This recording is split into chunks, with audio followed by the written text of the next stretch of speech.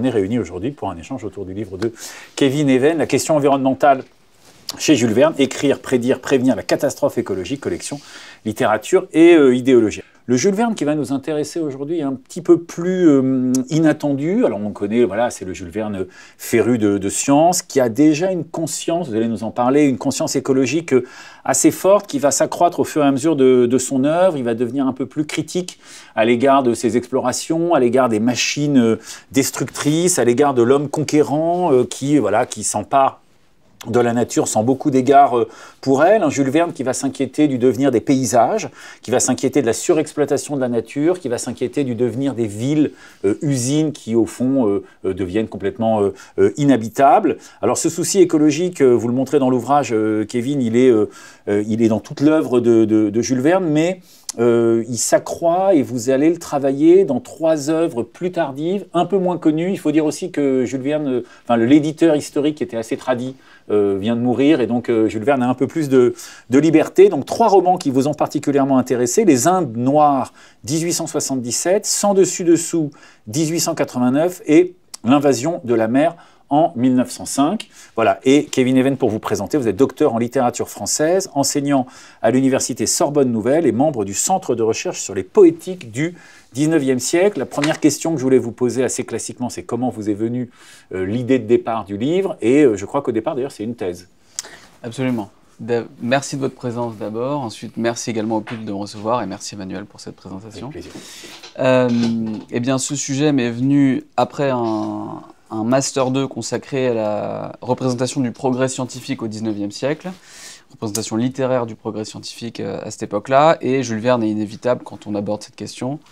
Donc il était dans mon corpus avec De la Terre à la Lune. Moi, je n'avais jamais lu Jules Verne quand j'étais plus jeune. Je lisais Harry Potter quand j'avais 14 ans et non Jules Verne. Donc voilà, j'étais un jeune homme de mon temps. Et donc, je me suis penché sur cette œuvre que je connaissais de nom, mais que je ne connaissais pas en tant que lecteur. Et j'y ai découvert quelques éléments qui m'ont amené à penser qu'il y avait quelque chose à creuser du côté de la question environnementale, puisque il y avait des inquiétudes en fait qui apparaissaient lorsqu'il parlait des machines, lorsqu'il parlait du progrès.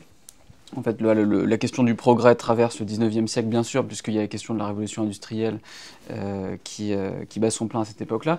Et moi, je m'attendais à quelque chose, à un auteur, en fait, qui était l'auteur qu'on connaît tous dans notre imaginaire, c'est-à-dire quelqu'un qui dit « la science est géniale et va résoudre tous nos problèmes ». Alors qu'en fait, absolument pas. Il y a une ambivalence qui existe autant à son époque qu'à la nôtre, et son discours est bien plus ambigu. Donc j'ai proposé un travail de thèse pour avoir une bourse doctorale sur ce sujet, la question environnementale chez Jules Verne, qu'est-ce qu'on y trouve, comment est-ce qu'elle est représentée, comment elle apparaît, pourquoi, comment la resituer dans la question, dans l'histoire de la littérature et l'histoire des idées. Et donc ce sujet a plu, et en fait je me suis un peu lancé dans un projet de thèse comme dans n'importe lequel, c'est-à-dire on ne sait pas ce qu'on va découvrir, et c'est un peu la beauté du voyage, et ensuite, après avoir écrit cette thèse, donc j'ai eu la chance de la publier. Alors, Jules Verne a une conscience écologique que vous mettez en valeur. C'est aussi un homme de son temps, c'est-à-dire qu'au fond, il n'en a que plus de mérite, parce qu'il écrit quand même dans une époque où on valorise alors la colonisation, la conquête, l'exploration. Il y a encore des zones blanches, quelques zones blanches encore dans les cartes. Donc ça, voilà, il arrive quand même à s'affranchir, mais je voudrais qu'on dise un mot de l'époque et après de la manière dont il s'en affranchit pour ses romans. Bien sûr. Bon, décrire une époque, c'est compliqué. C'est surtout que maintenant, ça fait quand même voilà, presque 200 ans, hein, 150 quoi. C'est une époque qui est traversée par des questions idéologiques comme celle de la colonisation, à la fois des peuples et aussi des territoires. Il est entendu que les sociétés blanches doivent s'étendre sur tout ce qui est possible de s'étendre. Donc de ce point de vue-là, on a des discours qui vont être racistes auprès de toutes les populations non blanches, et un discours conquérant sur les terres à s'accaparer. Et il faut s'accaparer ces terres-là, puisque le progrès industriel en a besoin, et à une époque où le progrès industriel, disons que le courant... un courant idéologique présente le progrès industriel comme étant un progrès humain. Voilà, ce qui est évidemment complètement faux. Marx est antérieur à Jules Verne, on sait très bien que tout ça c'est n'importe quoi. Mais c'est un genre de discours qui existe encore aujourd'hui, hein, c'est rien de nouveau. Mais donc cette idéologie à l'époque est valorisée. et Jules Verne s'inscrit en fait dans une collection, ça il faut le savoir, d'une collection éditoriale qui promeut en fait cette idéologie du progrès comme étant quelque chose vers lequel il faut se diriger. Le progrès industriel amènera le progrès humain. Et en fait, voilà, l'éditeur de Jules Verne, qui s'appelle Hetzel, était un éditeur majeur du 19e siècle, qui était éditeur d'Hugo et de plein d'autres gens. Et donc lui mettait un peu la bride, lui disait voilà, les objectifs de cette collection, c'est de présenter l'homme blanc comme étant conquérant, le progrès comme étant la ligne directrice de tes ouvrages, et en fait tout ce que faisait Jules Verne était soumis à son éditeur. Bon, là, rien de nouveau sous le soleil, mais quand on est Jules Verne, on a moins de poids que quand on est Victor Hugo, quand on veut publier telle ou telle chose. Et donc, la question environnementale apparaît à son œuvre, puisque la question de l'écologie apparaît à cette époque-là, en fait, et même antérieure à la question de Jules Verne. Au début, donc c'est un point scientifique. On va comprendre que, que les environnements influencent ceux qui s'y trouvent, en gros. Et un peu plus tard, on va se poser des questions de est-ce que l'environnement dans lequel l'humain vit va perdurer s'il est surexploité ? Surexploité au niveau des ressources forestières, surexploité au niveau des ressources animales. Voilà, c'est des questions qui sont majeures à cette époque-là. Et Jules Verne s'en empare puisqu'il parle en permanence des paysages, de la nature et de tout ce qui environne en fait ces personnages. Et donc il est quelque part obligé d'en parler, entre guillemets, disons qu'en tout cas, il témoigne un intérêt pour cette question-là, en se disant, eh bien, si tel ou tel personnage va exploiter tel ou tel lieu, au bout d'un moment, qu'est-ce qui va se passer pour ce lieu-là? Est-ce que ce lieu est infini ou non?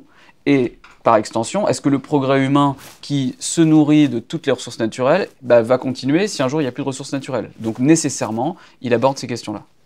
C'est ce que vous dites dans le livre, c'est-à-dire il est moins hostile comme homme de son temps, il n'est pas hostile au principe de la conquête ou de l'exploration. Par contre, ce qui le préoccupe, c'est les excès. Et donc, il fait partie des gens qui poussent jusqu'au bout. Voilà, jusqu'où peut-on aller dans l'exploitation des ressources et au point peut-être d'une dénaturation absolue qui, là, pour le coup, l'effraie et le touche. Absolument. Voilà, il fait en gros, il s'inscrit dans... les discours romantiques un peu anti-progrès, anti-industrialisation, parce que à cette époque, on comprend également très bien que le fait de surexploiter une zone est négatif pour cette zone-là. En fait, c'est à une époque où Jules Verne a une époque où les villes sont plus polluées qu'aujourd'hui. Les usines sont encore dans les villes. À une époque où, bon, c'est un peu plus tardif, mais en fait, après la Révolution, il y a eu ce qu'on appelle la vente des biens nationaux, la vente en fait de bois, de forêts, etc., où il y a eu énormément en fait de bois qui disparaissait, où c'était beaucoup moins boisé, et donc les catastrophes naturelles arrivaient. Avant ça, même en Angleterre, il y a eu des catastrophes dues en fait à la déforestation massive. Donc ces choses-là étaient très connues et ne s'appelaient pas écologie, mais elles s'appelaient milieu. Voilà, on détruit son milieu, du coup, il y a des catastrophes.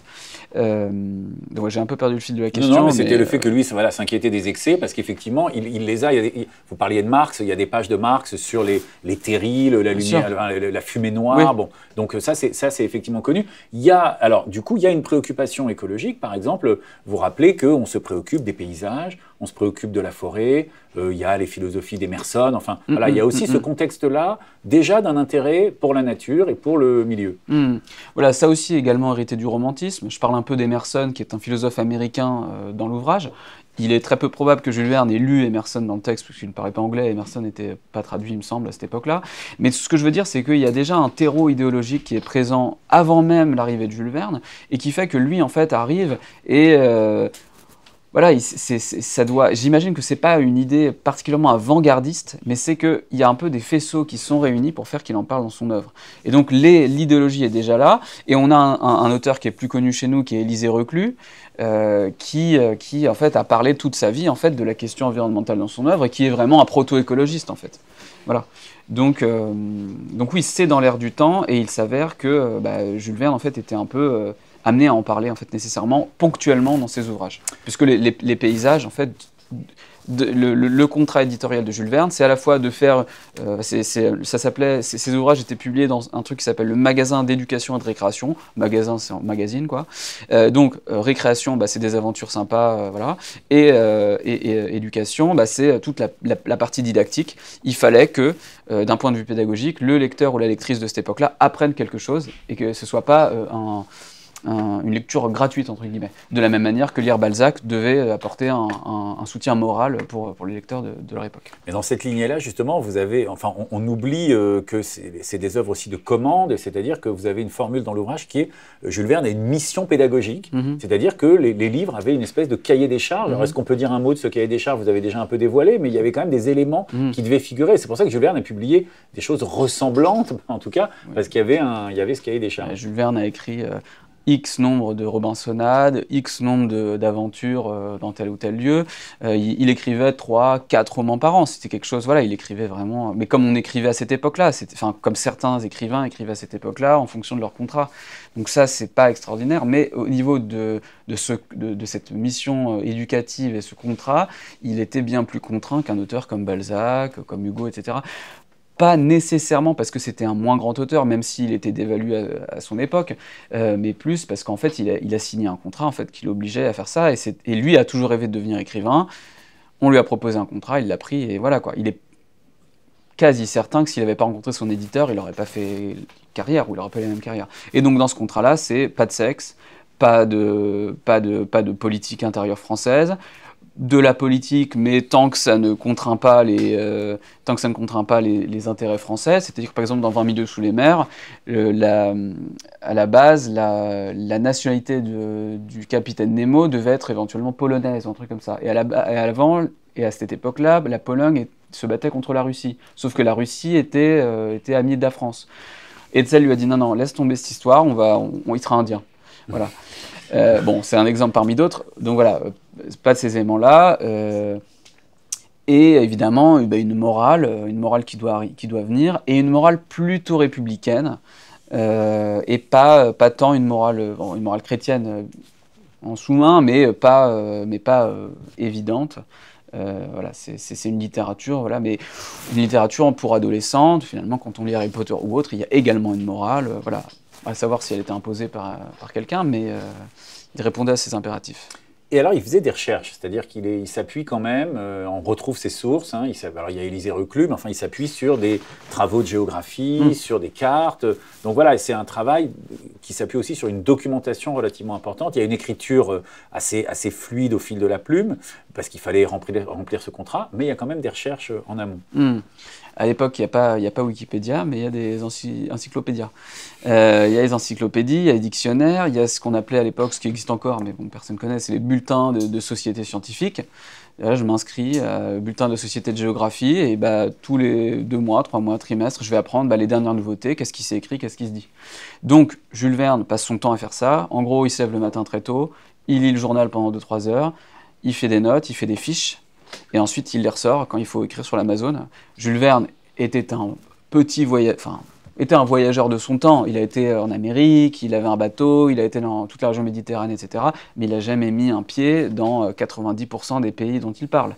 C'était presque un voyageur de salon, comme on disait à l'époque. Il voyageait dans les livres. Donc l'info qu'il partage, c'est de l'info de seconde main, et de l'info, la majorité du temps, quand on parle des peuples indigènes, orientés forcément par la personne qui va l'écrire. Donc parfois on tombe sur un truc positif parce que le géographe en question n'était pas trop raciste, et puis parfois complètement raciste, voilà quoi. Et puis avec un degré de racisme qui correspond à cette époque, c'est-à-dire que la personne noire est inférieure, la personne asiatique sera sournoise mais un peu mieux, enfin bref, le peau rouge, etc. Bref, c'est des choses qu'on retrouve un peu, qui sont aberrantes, mais qui sont marquées un peu par cette époque-là. Voilà, c'est toujours de la seconde main, mais effectivement extrêmement bien documenté pour l'époque, parce qu'il faut bien se dire qu'en fait, que quand on a un jeune bourgeois qui lit Jules Verne, on va pas nécessairement plonger dans l'atlas de géographie, donc voilà, c'est suffisamment précis en fait pour le temps, quoi. Ouais, donc cette mission pédagogique aussi. Alors vous avez dit il était petit voyageur de salon. On peut se demander s'il y avait des éléments biographiques au fond qui l'ont...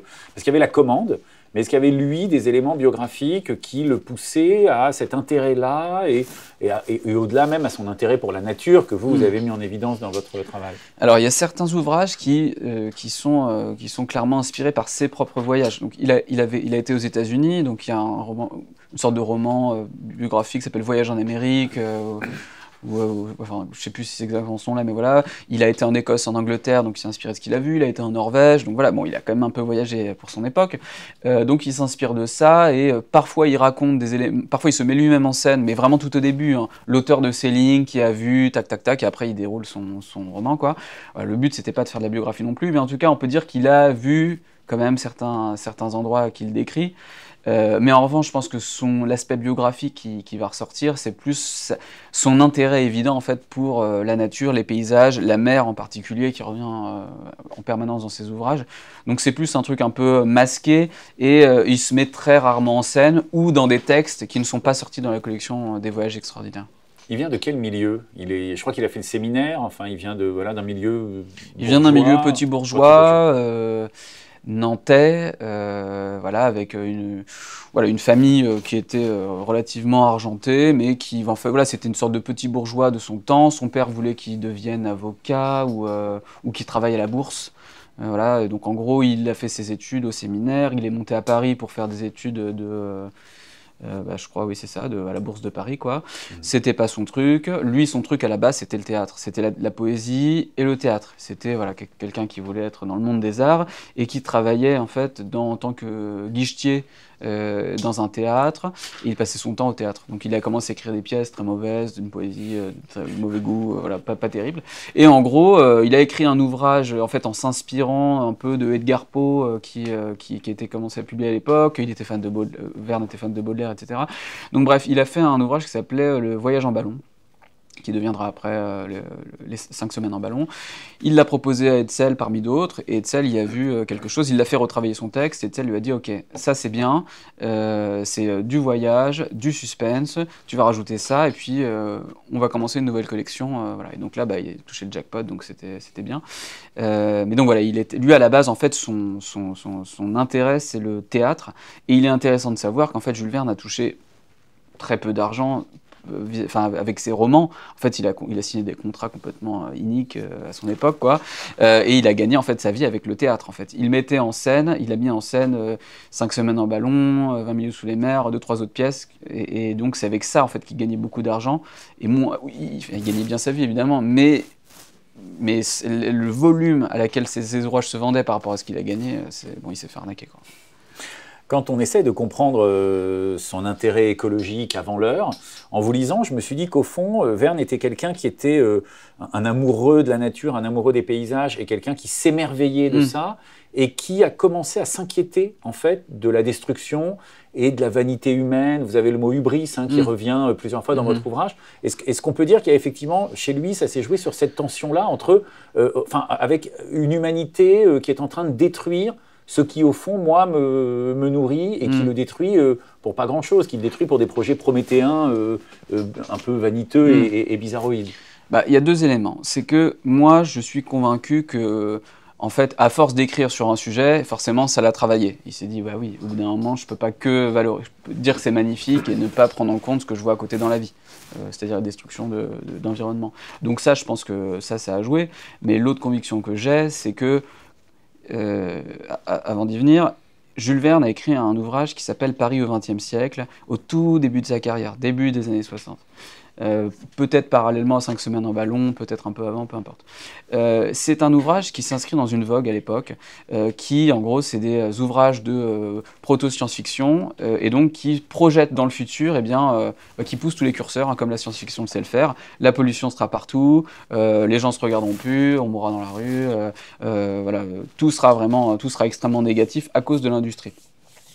Il propose ce texte à Hetzel. Hetzel lui dit « Hors de question que tu me sortes ça, on met ça dans le tiroir et toi tu vas faire les voyages extraordinaires où tu vas dire que le progrès c'est top. » Et donc, ok. On a découvert ce texte. Enfin, ce texte a été publié en 1994, a été développé en 1994, donc est vraiment vraiment tardif. Extrêmement tardif, alors qu'il est avant même les voyages extraordinaires.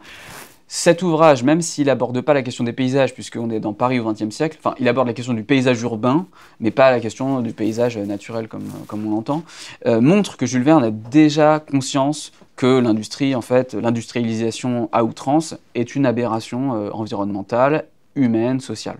Voilà. Il s'avère qu'en fait, lui, son rêve, c'était pas nécessairement de devenir un auteur d'ouvrages d'aventure, mais plutôt quelqu'un à la Balzac, qui fait des romans un peu voilà, moraux, quoi, qui ont un moralisme et qui ont un point de vue social. C'est pas ce qui est arrivé, et tant mieux pour lui.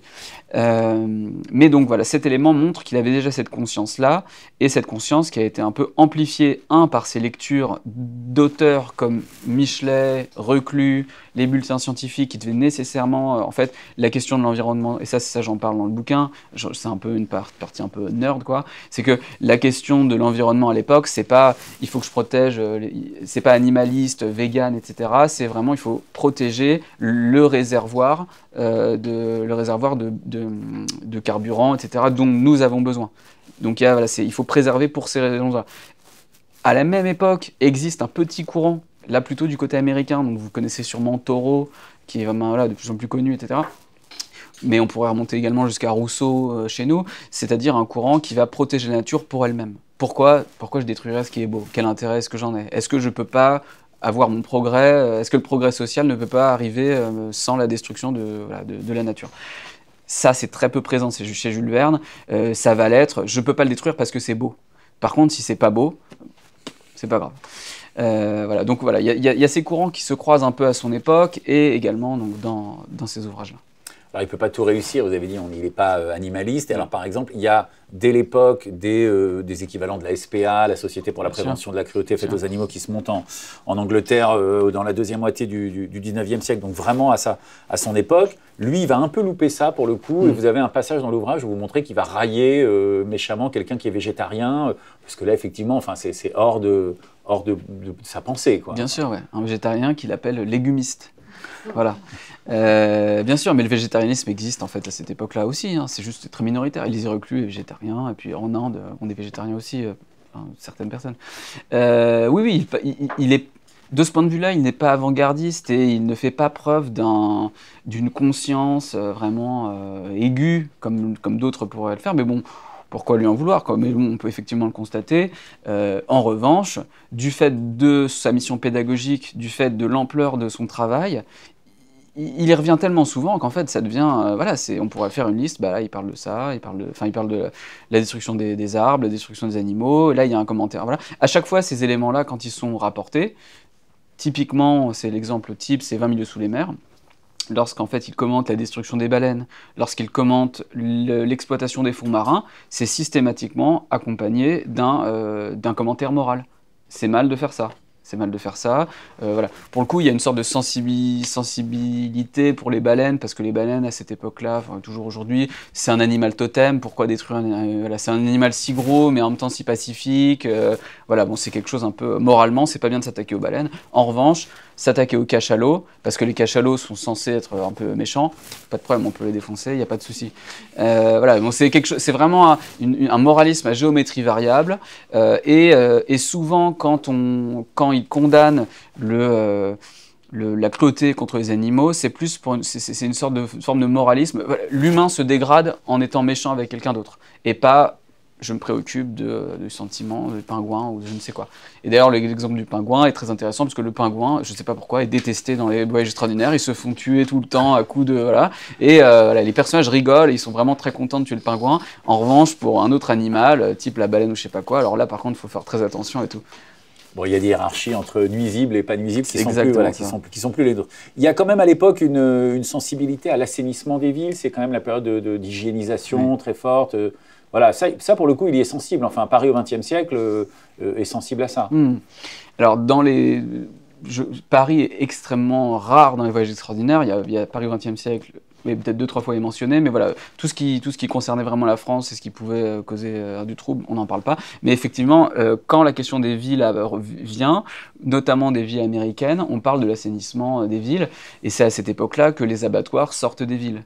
Parce que c'était pas possible en fait d'avoir les animaux qui venaient. On sait à cette époque que les usines sortent un peu des villes, et donc il met sans cesse voilà, en lien la pollution avec la présence de ce genre de lieux au sein des villes, la pollution à la fois sonore mais également pollution de l'air, etc. Voilà, tout type de nuisances en fait qui sont présentes sont abordées ponctuellement chez Jules Verne, mais il faut bien avoir conscience que chez Jules Verne on sort très vite des villes pour aller dans la pampa et avoir des aventures.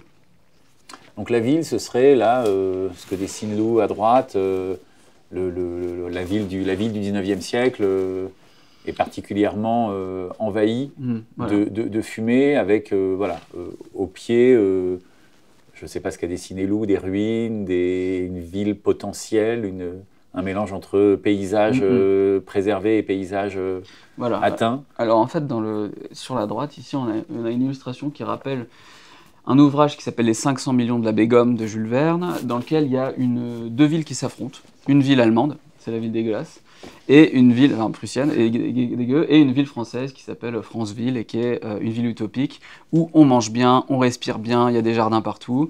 Et la ville allemande, c'est la ville de l'acier, Stahlstadt, et donc c'est une ville usine avec des travailleurs qui meurent au travail, ce qui est très rare chez Jules Verne. Il fallait vraiment qu'il déteste l'Allemagne, mais ça marchait bien à l'époque.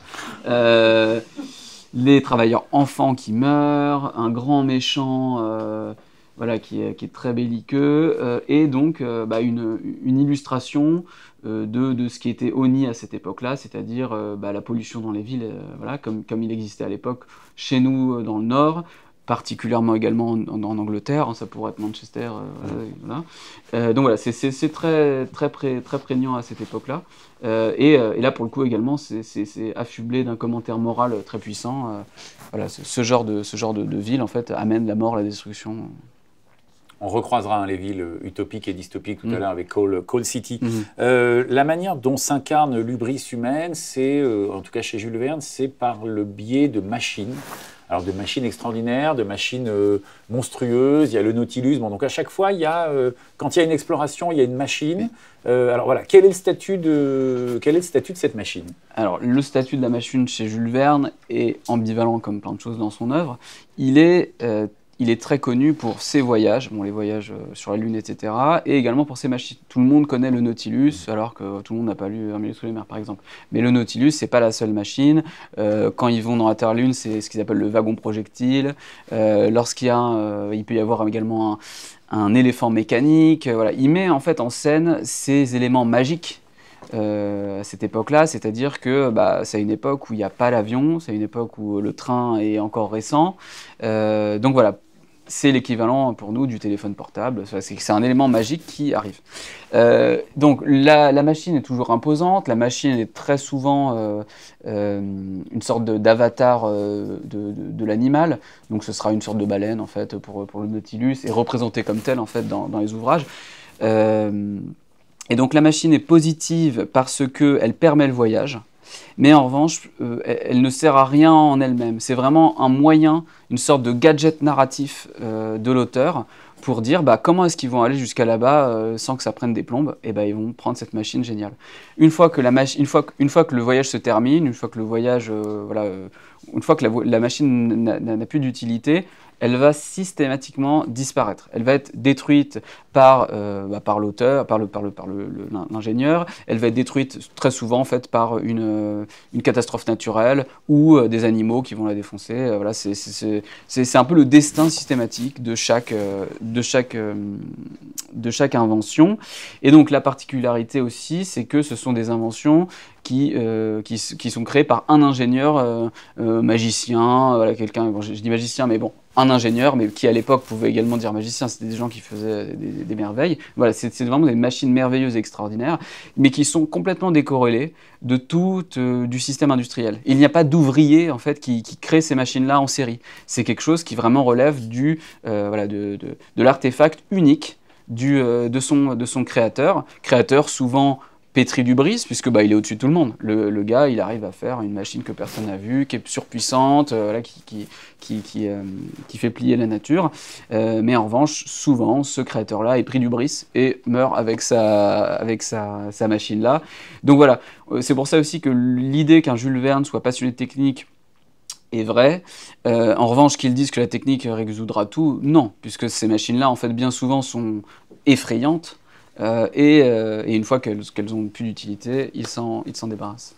Peut-être l'exception, c'est dans Coal City, c'est les machines d'extraction minière. Là, pour le coup, tout ce qui relève de l'extraction des ressources, les machines restent parce qu'elles ont un statut un peu différent de la grosse machine. Là, pour le coup, on a l'industrie lourde et pérenne et qui envoie des fumées. Voilà, alors Coal City, c'est dans les Indes noires.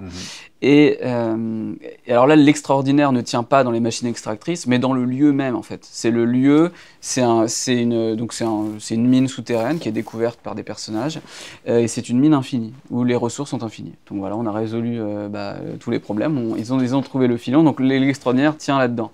Les machines en elles-mêmes sont pas tellement décrites, ça va être des coups de pioche pour extraire, etc. Et comme ce lieu est magique, il n'y a pas de pollution, on peut vivre sous terre, les mineurs vivent sous terre, ont des petits villages, etc. Si vous regardez les illustrations, vous verrez qu'en fait, on dirait une sorte de... Voilà, c'est un lieu utopique vraiment où le soleil, on n'a plus besoin du soleil extérieur puisqu'il y a un soleil électrique qui apporte les mêmes nutriments, qui est vraiment le top. Et pendant 10 ans, les mineurs ne sortent plus tellement c'est génial. Donc là, une utopie un peu contre-intuitive, quoi. C'est-à-dire vivre bien, ou alors c'est les nains dans Tolkien, enfin c'est Khazad-dûm là, mais c'est un peu ça, ouais. Voilà, donc il fabrique une utopie souterraine et il résout son problème du brise, puisque là pour le coup le filon est inépuisable. C'est ça, le filon est inépuisable, sans pollution, et là-haut ils vivent, ça se passe en Écosse, ils vivent ils vivent bien, ils se fichent un peu de ce qui se passe.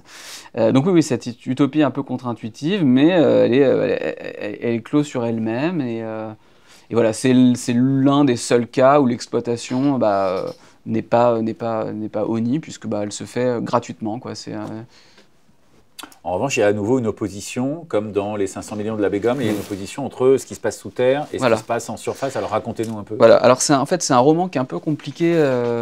Enfin, c'est pas compliqué à raconter, mais sa genèse fait que tout n'est pas très logique dans ce roman-là. Et en fait, c'est un roman, donc Les Indes noires, qui a été un peu charcuté par Hetzel. Et en fait, Jules Verne voulait développer tout le système utopique, comment ça se passe sous terre. Voilà, vraiment, il voulait développer sa propre utopie. Hetzel lui a dit c'est un peu chiant, donc on va couper. Et donc on va faire comme ça. Donc on a un peu un roman qui est un peu amputé, où on passe très très vite sur des sujets qui pourtant pourraient intéresser, qui pourraient être pertinents dans la narration. Donc on a...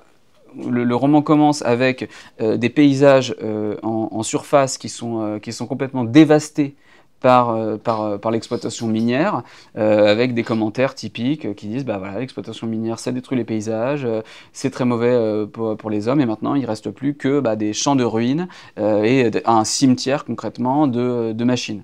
Bon. Et ensuite, dans le chapitre 2-3, donc on a passé 2-3 chapitres à dire que l'exploitation minière était catastrophique. Chapitre 4, l'exploitation minière est géniale. Sous terre, c'est vraiment là en fait qu'il faut éliminer, dans cet endroit-là spécifique, il y a un filon éternel. Et donc dans ce lieu-là, tout se passera très bien, tandis que là-haut, l'ancien lieu est complètement dévasté, cadavérique, avec plein de métaphores qui rappellent un peu l'ère du Jurassique, les monstres, voilà. Et un troisième lieu qui est Édimbourg, qui lui... c'est que du pittoresque, c'est vraiment juste là dans le récit pour montrer un peu qu'on est dans un voyage extraordinaire et que ça se passe quelque part. Et malheureusement, donc, tout l'aspect utopique, le fonctionnement, n'est pas dans le roman final, mais est lisible, puisqu'il y a un ouvrage de William Butcher qui s'appelle, je ne sais plus comment, mais en tout cas, il a réuni tous les manuscrits et qui montre en fait que tout ce qu'avait écrit Verne n'était pas perdu, mais est consultable. Et effectivement, c'est des éléments qui sont intéressants. Et alors, vous parliez de l'influence du romantisme, d'Edgar Poe, de Baudelaire. Là, pour le coup, dans Les Indes noires, Jules Verne se fait un peu plaisir. C'est-à-dire qu'il y a un champ lexical, il y a des descriptions qui renvoient au romantisme, au fantastique, au gothique. Il y a même des personnages un peu qui appartiennent à ce genre. Là, voilà, il est allé un peu plus franchement que dans d'autres récits. Ouais, voilà, c'est un roman qui est intéressant, puisque ici, on ne voyage pas tant que ça, quoi. On voyage un peu dans l'Écosse, mais voilà, mais quand on arrive dans le cœur du sujet du roman, c'est-à-dire une histoire d'amour entre un jeune homme donc, qui fait partie des nouveaux mineurs qui descendent sous terre, voilà, et quand ils descendent sous terre, ils se rendent compte qu'il y a un esprit maléfique qui veut absolument les tuer, quoi. Et cet esprit maléfique, c'est un personnage qui s'appelle Silfax, et qui est un peu voilà, un avatar du méchant dans un récit gothique, qui veut les tuer de la pire des manières, les brûler, qui apparaît toujours sous une forme surnaturelle, on ne sait pas comment il fait, il est partout à la fois, il est vraiment terrifiant. Et Silfax, il a une petite fille qui s'appelle Nell. C'est pas dit, mais on comprend qu'il y a éventuellement une histoire d'inceste, etc. Vraiment, c'est très, très souligné, il faut lire entre les lignes, mais bon, c'est probablement ce qui se passe. Et qui fuit, en fait, qui est traumatisée par la vie avec ce gars sous terre, et donc elle rejoint les nouveaux mineurs. sauf qu'en fait, elle parle une vieille langue gaélique, elle a jamais vu les humains, elle a toujours vécu dans le noir avec son grand-père, et elle rejoint donc Coal City, et donc là, la vie utopique commence pour elle. Et donc voilà, il y a cette opposition entre le bien, le mal, le clair, le noir, le surnaturel et l'ultra-rationnel avec l'utopie scientifique. Et oui, Jules Verne s'est fait plaisir, et ça fait du bien parce qu'au final, il essaye toujours en fait d'injecter autre chose que le merveilleux des paysages, quoi. Alors on va rester sur les 3 romans qui vous intéressent. Donc là, on a vu Les Indes noires. Je voulais qu'on dise un mot de l'invasion de la mer. Alors à chaque fois chez Jules Verne, il y a une espèce d'ambition démesurée avec la machine qui va avec. Il y a une ambition prométhéenne, c'est-à-dire que son point de départ est toujours un truc énorme. Et dans l'invasion de la mer, alors là pour le coup, c'est une entreprise assez invraisemblable et colossale. Racontez-nous aussi l'histoire. Alors autant Les Indes noires, c'est un peu connu, ça a été adapté par Zola, c'est vraiment... ça a été adapté pas par Zola, mais ça a été adapté en film au début du XXe siècle. Bref, c'est un roman qui a été populaire à l'époque, de postérité. En revanche, L'Invasion de la mer, personne ne connaît ce roman. C'est le dernier roman publié du vivant de Jules Verne, en 1905. Il est mort quelques mois après. Et donc, c'est un roman en fait, qui met en scène des colons français en Algérie, et donc ou au Maghreb, commence au Maroc et après en Algérie, en fait, qui se rendent sur place pour un projet prométhéen, un projet complètement dingo, de en fait, faire inonder une partie du Sahara par la Méditerranée, pour créer une nouvelle mer, quoi, en gros, propice aux échanges en fait, entre le haut du Maghreb et le sud en fait, et l'Afrique subsaharienne. Voilà, le Sahara, ça sert à rien. Il faut mettre de l'eau parce que comme ça, on peut faire des échanges commerciaux. Ce sera beaucoup plus pratique parce que là, il y a du désert, c'est pas bon. Donc voilà, comment est-ce qu'ils auraient fait ça? Eh bien, en creusant un canal, en faisant des explosions, etc. Ça paraît fou, mais en fait, c'était un vrai projet. Français, quoi. Je sais pas comment vous dire, mais c'était un projet d'ingénieur français, d'agronome et tout, qui ne s'est pas fait, à l'évidence, puisque c'était un peu zinzin. Et donc voilà, donc Jules Verne s'inspirait de ça. C'est un mec qui s'appelait François-Élie Rouder.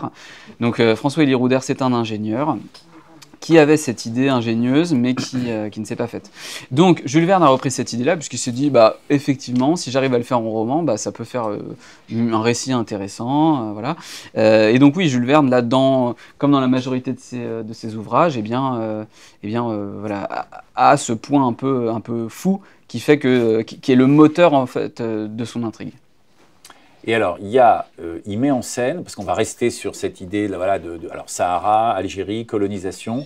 Ce qui vous a aussi intéressé dans ce roman-là, il y a cette entreprise prométhéenne un peu dingo là, dont vous venez de nous parler. Il y a la figure des Touaregs, voilà, qui est un peu respectée, on va dire, par Jules Verne, qui là, pour le coup, échappe à toutes ces hiérarchies racialo étranges de son époque. Là, je voudrais qu'on en dise un mot quand même pour un auteur français, valoriser cette population n'était pas forcément évident. Alors, à mon sens, il n'échappe pas vraiment aux classifications racistes, mais en revanche, effectivement, il se distingue en tant que Français. Il ne se distingue pas du schéma raciste, puisque les Touaregs ne sont pas noirs, ils sont plutôt blancs. Du coup, il y a une certaine valorisation. Alors, ça reste des indigènes musulmans, et des combattants, donc nécessairement c'est inférieur aux Français et ça doit être civilisé. En revanche, ils ont une noblesse.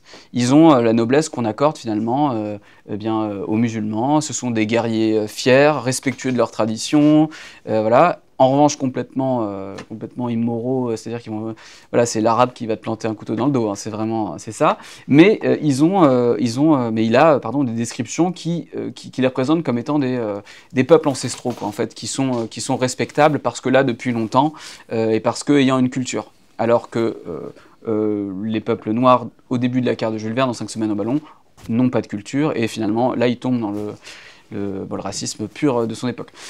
En revanche, là où il se distingue, c'est que valoriser, je vais expliquer comment il les valorise, mais valoriser un peuple non blanc, non français en terre coloniale, c'est rarissime en fait à son époque, et c'est plutôt l'inverse qui se passait. On a un auteur aujourd'hui qui est complètement inconnu à part des spécialistes qui s'appelle Dan Ritt, qui était un colonel de l'armée française, qui était également écrivain, et qui écrivait en fait des ouvrages ultra racistes sur le grand remplacement déjà à son époque, la guerre contre les Noirs, bref, c'est des ouvrages en fait qui étaient très très populaires à son époque, et c'est ce qui prenait en fait. Et donc Jules Verne, lui, pour le coup, c'est vraiment, il prend ça à contre-pied, et en valorisant ces personnages-là. Il les valorise comment? Puisque de cette manière-là, l'ouvrage commence. Donc l'invasion de la mer ne commence pas sur les ingénieurs français, ne commence pas sur le projet prométhéen, il commence avec les Touaregs. Il commence avec les Touaregs qui sont emprisonnés par les Français, et leur chef, qui s'appelle Hadjar, se libère de la prison dans laquelle il est enfermé pour mener la rébellion contre l'invasion. Et donc dans ces 3 chapitres qui sont miraculeux, on se dit mais qu'est-ce que je suis en train de lire là, un roman du début du XXe siècle qui n'est pas ultra raciste. Là, il met en scène ces personnages-là comme protégeant leur culture, comme ayant raison de protéger leur culture, leur terre, contre l'invasion. Ils sont chez eux, donc ils ont bien le droit de décider ce qui se passe chez eux. Alors là, évidemment, ce genre de discours existait à l'époque de la colonisation, mais c'est juste qu'il apparaisse sous cette forme-là, dans une collection tellement installée, etc., c'est assez... par quelqu'un qui n'était pas anticolonial, ni qui était raciste, quoi, en gros. Bizarre. Et pareil que pour les Indes noires, chapitre 4, arrivée des Français, et bien les Touaregs, là franchement ça a pu, faut tous les tuer, ça marche pas quoi. Voilà. Mais bon, en gros on a cette ambivalence qui traverse le roman, mais qui est vraiment bien plus saillante au début, qui met en scène donc ces personnages-là, et en fait on a un concentré de en fait, on sait vraiment, enfin, l'homme blanc de cette époque-là, c'est évidemment que moralement, il se situe du mauvais côté de l'histoire, mais il y a le progrès, il y a l'industrie, donc bon, maintenant qu'on a mis ça de côté, allons-y, allons faire notre projet, et je vous spoil la fin, évidemment, à la fin, le projet réussit et tous les Touaregs meurent. Alors qu'ils sont du bon côté de l'histoire, en fait, c'est ça qui est terrible, et c'est dit dans le roman. Est-ce qu'il y a chez Jules Verne ce type de personnage oppositionnel? C'est-à-dire, est-ce qu'il glisse des personnages qui vont critiquer l'opération, qui vont résister à l'opération, qui vont incarner une tradition, qui vont incarner une nature comme là les Touaregs? Est-ce qu'il arrive à mettre en scène des oppositions internes au projet? Alors oui, il met souvent des personnages qui font un peu qui bloquent, des personnages bloquants par rapport à l'idéologie installée, par rapport aux gentils, mais c'est aussi un effet d'écrivain. C'est-à-dire que si on n'a pas de bloquant, il y a peut-être un intérêt narratif un peu limité. Donc ouais, il y a ça à prendre en compte. Mais il y a aussi un élément qui est nécessairement idéologique de la part de Jules Verne, qui, je pense, en fait, voilà, lui, comme d'autres à son époque, savait très bien que la destruction des peuples, la destruction des paysages était négative, même si elle rendait son pays, sa société plus riche, plus puissante. Donc il y a ça. Mais le personnage le plus connu qui va s'inscrire là-dedans, c'est le personnage de Nemo, puisque je vous l'ai dit tout à l'heure, c'est un personnage indien, c'est un personnage donc, qui, à l'époque, fait partie d'une colonie anglaise, un personnage dont la famille a été décimée, et qui va tenir des discours sans arrêt pendant l'invasion de la mer, 20 milieux sous les mers, pourquoi est-ce que les empires existent? Pourquoi est-ce qu'on va coloniser? Qu'est-ce qui se passe dans la tête du colonisé quand il est colonisé? Voilà, qui remet toujours ça en question. Et il faut bien garder en tête que Nemo n'est pas un bon personnage, c'est pas un gentil en fait, hein, c'est plutôt un méchant en fait dans 20 milieux sous les mers.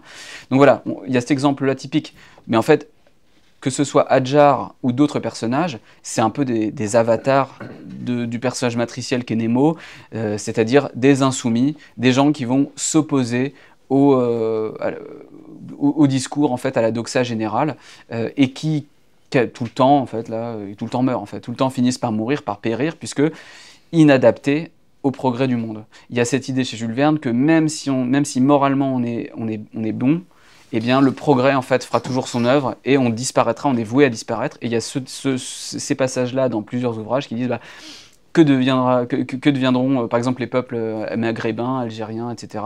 Eh bien ils suivront le cours de l'histoire, comme les Indiens ont disparu sous le joug des Américains, comme les Indiens disparaîtront sous le joug des Anglais, ils disparaîtront sous la colonisation, puisque c'est la marche des choses, quoi. C'est un peu hegelien, quoi, en gros. Voilà. On n'a pas pris les romans dans l'ordre pour des raisons de présentation, mais le dernier roman qui vous a intéressé et sur lequel est en train de, enfin voilà, autour duquel Lou est en train de dessiner, il s'appelle Sans dessus dessous. Alors c'est sans S-A-N-S, hein, c'est pas Sans dessus dessous, mais il y a un jeu de mots. Là aussi, on est dans quelque chose peut-être d'un peu plus critique et dénonciateur. Alors racontez-nous là aussi l'entreprise, le projet humain fou. Alors, Sans dessus dessous, c'est le 3e roman de la série des Voyages dans la Lune. De la Terre à la Lune, ultra connu. Autour de la Lune, pas du tout connu. Sans dessus dessous, encore moins connu. En gros, voilà, c'est la suite. Il a fait sa trilogie. Et donc, il a fait une série. Il a fait une série, voilà, c'est ça. Et donc l'idée, c'est de reprendre les personnages de la Terre à la Lune. Donc, en gros, des artilleurs américains qui donc, dans le premier ouvrage, décidaient de mettre... Donc, le premier ouvrage se situe après la guerre de sécession, juste après. Et donc, là, on a une société américaine ultra violente, ultra armée. Et il faut mettre au service du bien commun ses armes et ce savoir, ces connaissances-là.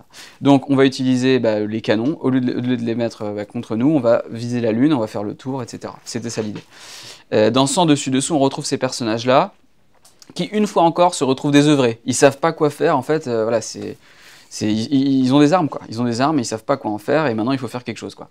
Et donc l'idée, c'est que on va se servir des armes pour exploiter la Terre et exploiter ses ressources terrestres. Donc en gros, il y avait une idée à l'époque qui disait que une théorie qui disait que sous la calotte glaciaire du pôle Nord se trouvait du charbon. Et ben là, on va... Mais sauf qu'en fait, on peut pas creuser. Voilà, on sait déjà y aller, c'est très très compliqué. Et deuxièmement, comment on va creuser la banquise, quoi. Donc l'idée ingénieuse qu'a l'un des personnages de la Terre à la Lune, c'est de changer l'axe terrestre pour que la calotte fonde et avoir accès aux ressources, c'est logique. Donc voilà, il met ça en place. Et comment on va changer tout ça, avec un coup de canon tellement fort que le recul du canon vers la Terre, voilà, bon, c'est complètement aberrant, mais voilà. Donc cette idée de scénario un peu fou, en fait, arrive et est amenée à Jules Verne par un mathématicien qui, en fait, faisait des calculs, qui s'avère complètement faux, mais bon, il avait fait des calculs, et donc Jules Verne s'appuie sur ces calculs-là, et dans Sans dessus-dessous, il y a 10 pages à la fin, l'annexe, qui explique tous les calculs. Enfin, c'est complètement zinzin, mais voilà. Bon. Et donc du coup, là, ce qui est intéressant pour moi, c'est qu'il parle de l'exploitation des ressources dans un registre en fait un peu loufoque et burlesque, puisque le projet est moqué tout au long du roman, et les gens se disent mais c'est complètement aberrant dans le roman même, quoi. C'est vraiment pas pris au sérieux. Et en fait, ce roman-là est vraiment peut-être mon préféré, puisqu'il se moque ouvertement de l'hubris, des industriels, et voilà, c'est une très grande farce. Et les personnages en fait finissent très mal à la fin, puisque voilà, ils sont un peu irrespectueux de tout ce qu'il y a autour d'eux, et pour faire quelques dollars supplémentaires, quoi, ils feraient n'importe quoi. Bon, c'est en gros, c'est des ancêtres de Elon Musk et compagnie. Hein. C'est vraiment, voilà, même à l'époque de Jules Verne, et surtout à son époque, l'américanité, les tycoons, les premiers milliardaires sont américains, etc. Il y a déjà des trucs qui, voilà, ils se rendent bien compte à leur époque qu'il y a quelque chose qui ne va pas déjà à cette époque-là, quoi. Et c'est un peu, voilà, c'est complètement un roman satirique, pas à prendre au sérieux, mais qui est injustement inconnu, je trouve.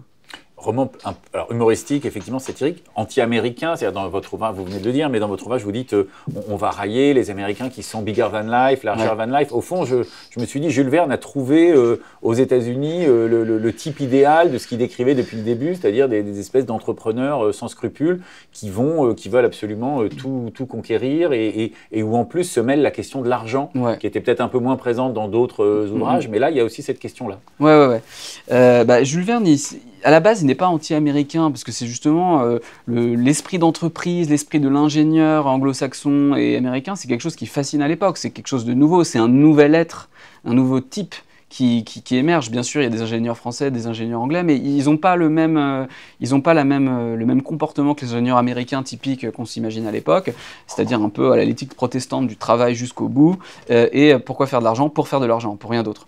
Et voilà, un peu le dépassement. Donc forcément, cet être typique intéressait, parce que d'un point de vue romanesque, on peut en faire plein de choses. Et donc au début de la carrière de Jules Verne, ces personnages sont moqués, mais réussissent en fait à se réformer pour faire quelque chose de bien. 20 ans plus tard, donc 1889, on ne l'a pas précisé, mais Hetzel est mort, et c'est son fils qui a repris les rênes, et son fils en fait a moins de poids, c'est quelqu'un qui est beaucoup plus jeune que Jules Verne, il peut moins le contrôler entre guillemets, Jules Verne il est en roue libre, il fait ce qu'il veut. Donc il écrit ce roman-là, et donc l'américain, mais je vous dirais que c'est un stéréotype qui existe encore aujourd'hui. Si on voit les ingénieurs, les entrepreneurs de la Silicon Valley par exemple, c'est clairement les successeurs des premiers ingénieurs, innovateurs en fait, de cette époque-là aux États-Unis. Et donc pour Jules Verne, c'est une occasion immense en fait, de se moquer de cet esprit-là. Mais effectivement, il va le conjuguer avec leur américanité.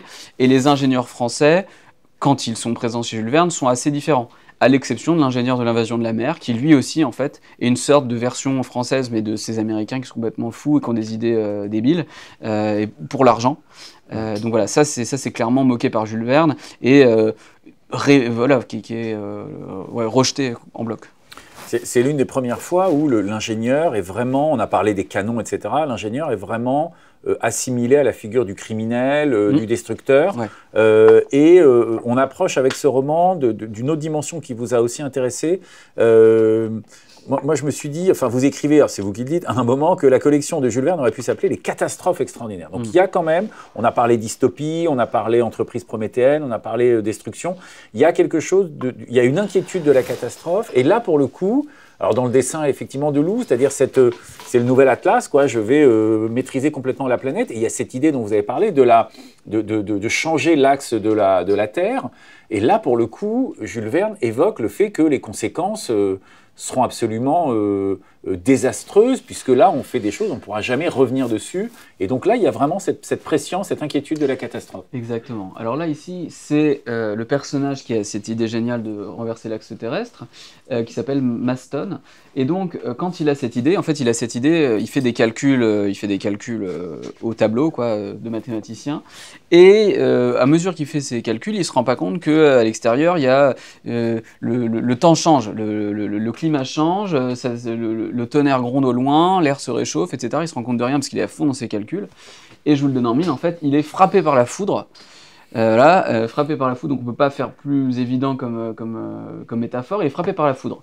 Il est projeté contre son tableau et il efface un chiffre. Il ne s'en rend pas compte.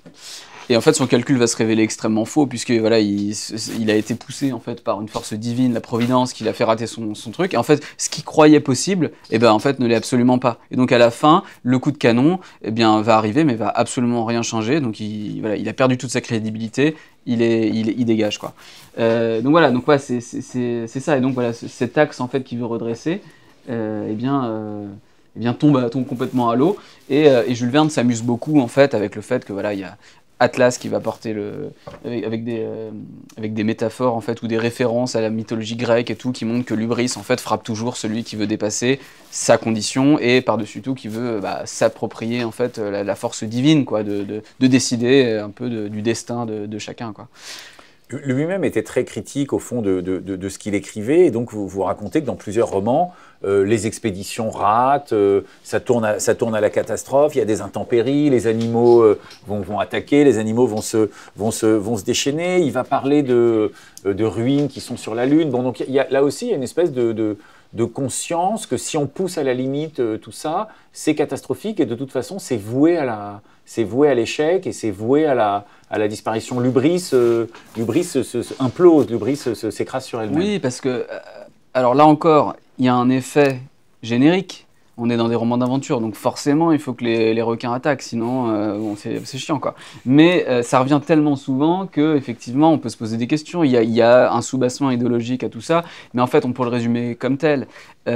Si l'être humain veut dépasser sa condition, il sera puni systématiquement par la Providence. Que la Providence soit évidente comme un coup de tonnerre, ou comme une mer trop puissante qui va renverser le bateau, ou voilà, des conditions naturelles qui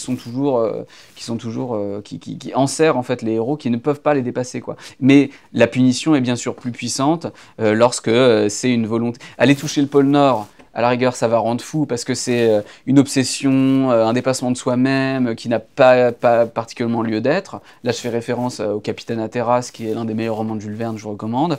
Mais s'il s'agit de renverser l'axe terrestre pour de l'argent, mais alors là, là tu vas mourir, là c'est fini, quoi. En gros, c'est ça la morale, en fait, de Jules Verne. Et oui, c'est... bon. Donc le progrès est précaire, mais il doit être désintéressé. C'est-à-dire qu'il garde quand même l'idée que le grand explorateur fait ça pour le bien de l'humanité, pour trouver quelque chose, mais pas pour l'argent. Voilà, c'est ça, oui, l'argent est rejeté, ouais, bien sûr. Vous écrivez c'est un auteur de l'Anthropocène, avant même l'apparition du mot. Alors pourquoi on peut qualifier Jules Verne comme ça, avec évidemment en assumant l'anachronisme?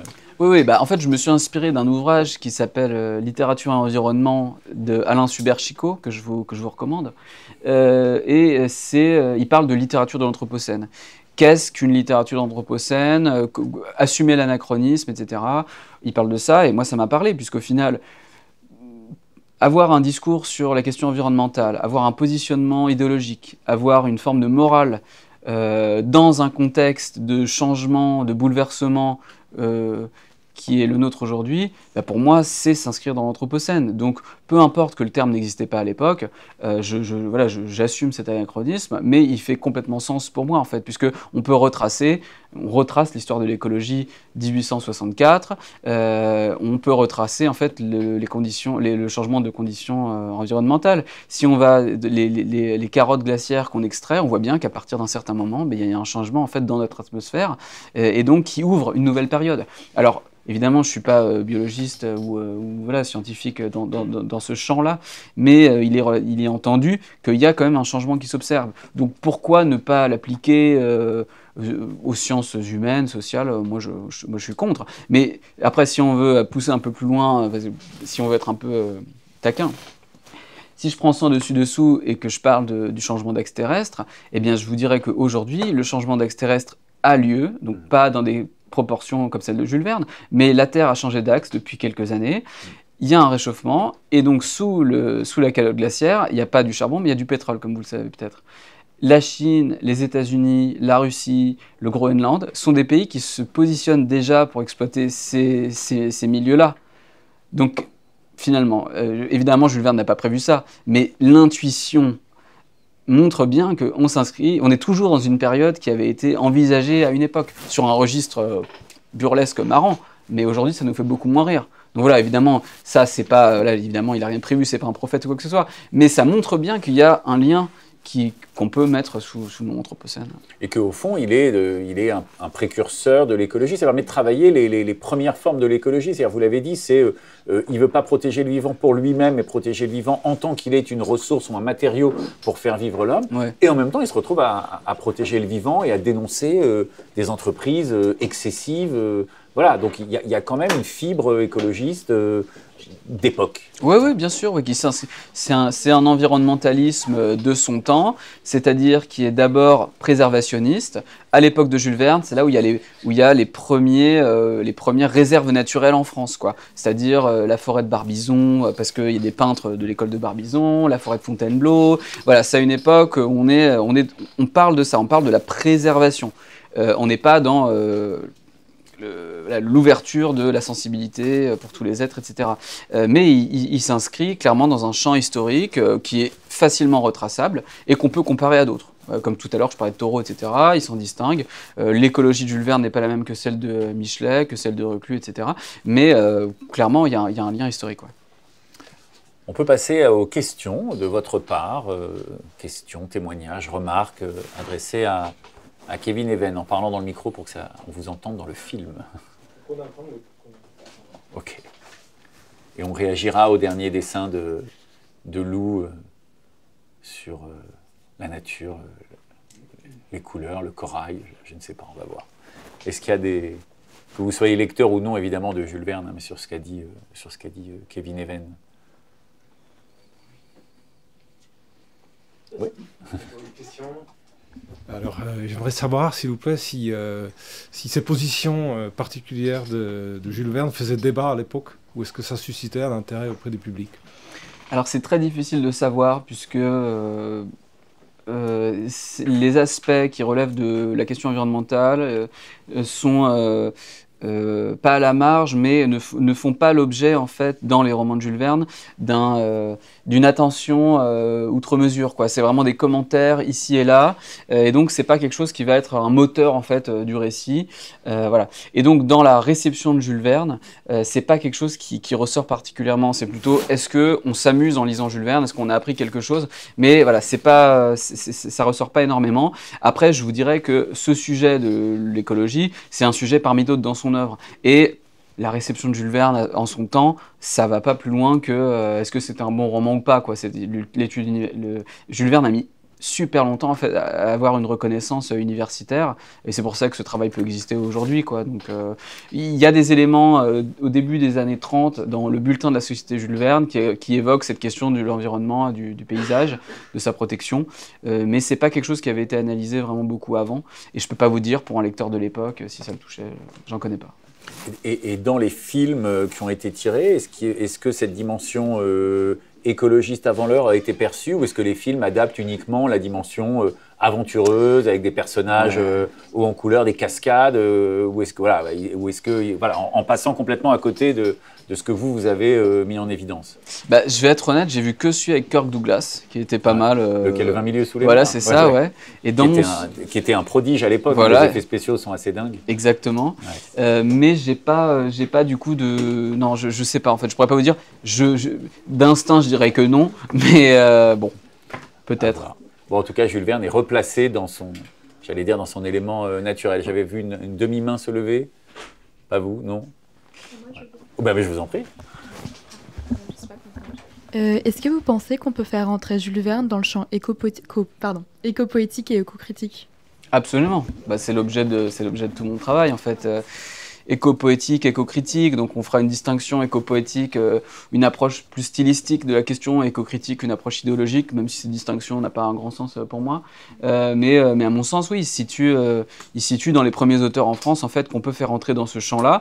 Et là, si je prends le dessin de Lou, eh bien, en fait, on a une représentation de ce qu'on peut retrouver dans certains romans de Jules Verne, avec des descriptions très colorées, poétiques, imagées, de personnages en fait qui se retrouvent soit plongés sous les glaces, mais avec un kaléidoscope de lumière, des apparitions d'animaux, etc. Des moments en fait très, très doux, très poétiques, et en fait où là on sent que Jules Verne se faisait également plaisir au niveau, là, des moments un peu suspendus dans le récit, où il n'y a pas d'aventure, voilà, c'est juste de la description pure, et on voit qu'il y a une attention qui est particulière et qui trahit, à mon sens, un plaisir du paysage, un plaisir du regard, un plaisir de la nature. Voilà. Mais oui, moi je le ferai sans problème. Je le fais d'ailleurs. Oui. Bonjour. J'avais juste une question. Vous n'avez pas parlé de la mission Barsac. Est-ce que c'est parce qu'il y a un débat sur la paternité de l'œuvre ou pour d'autres raisons? Alors, oui... Rappelez-nous peut-être... Oui, Mission Barsac, c'est un roman qui est publié après la mort de Jules Verne, il me semble, dans les années 1910, voire 20, je ne sais plus exactement. Alors, il me semble qu'il n'y a pas trop de débat, il me semble que c'est bien son fils qui l'a écrit, en reprenant quelques textes de son père. En fait, il faut savoir qu'après la mort de Jules Verne, il fallait faire toujours tourner la machine, donc on l'a remplacé pas par une IA, mais par son fils, mais par contre toujours en publiant sous le nom Jules Verne. Donc on a 5-6 romans, pas foufou, publiés à partir des notes de son père, publiés par le fils de Jules Verne, Michel. Et la mission Barsac, je vais être très honnête avec vous, j'ai pas un souvenir énorme, il me semble qu'il y a des éléments un peu racistes, je crois, voilà. Voilà, bon, je vous recommande pas trop la mission Barsac. Je sais même pas si c'est réédité d'ailleurs. Mais bon. Parce que vous aviez l'air d'avoir des éléments sur la paternité ou sur... Et alors peut-être sur la dimension qui nous intéresse, c'est-à-dire est-ce que le roman a aussi cette part écologiste ou est-ce que c'est affaibli? J'avais lu il y a quelques temps et j'avais apprécié le fait que Jules Verne décide de se mettre quand même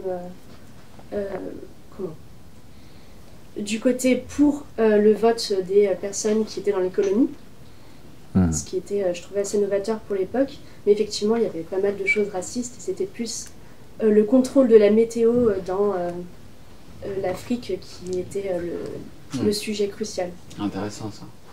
J'aurais dû... J'ai fait une deuxième version augmentée. Un article. J'ai fait un petit article sur la mission Barsac. Est-ce qu'il y a une dernière, on a un peu débordé sur le temps. Voilà, allez-y, dernière intervention. Pour la suite de vos travaux, est-ce que vous projetez donc de garder la thématique de Jules Verne, ou celle de la question environnementale, ou les deux à la fois? Est-ce qu'il y a des questions que vous n'avez pas encore répondues dans votre thèse? Bah là, il y en a une, hein, donc je peux vous le dire direct. Non, mais écoutez, c'est un peu... la question environnementale, en fait, je pense, restera au cœur de mon travail. Je fais un TD là, sur la question environnementale à l'INALCO, donc ça reste le centre forcément de ma recherche. Jules Verne, je suis toujours très intéressé par ce qu'il fait. Après, ce serait peut-être sous un autre angle, je sais pas, mais vous savez, quand on a une vie de chercheur, bon, on creuse son trou et puis après on voit ce qu'on peut trouver en dessous, s'il y a des cavités ou autre, quoi, une utopie souterraine, je sais pas. Mais oui, ces deux sujets restent au centre de ce que je fais. Voilà. Après, il faudrait que j'ai un poste, donc pour creuser tout ça, autre sujet. L'appel est lancé. Merci beaucoup à Kevin Even d'avoir été avec nous aujourd'hui. Merci à Lou Herman pour les dessins, c'est toujours une prouesse. Voilà, merci à vous. Merci. Le livre est en vente et l'auteur est là, donc le livre peut être dédicacé par Kevin Even. Donc n'hésitez pas à venir l'acheter. Merci. Avec plaisir.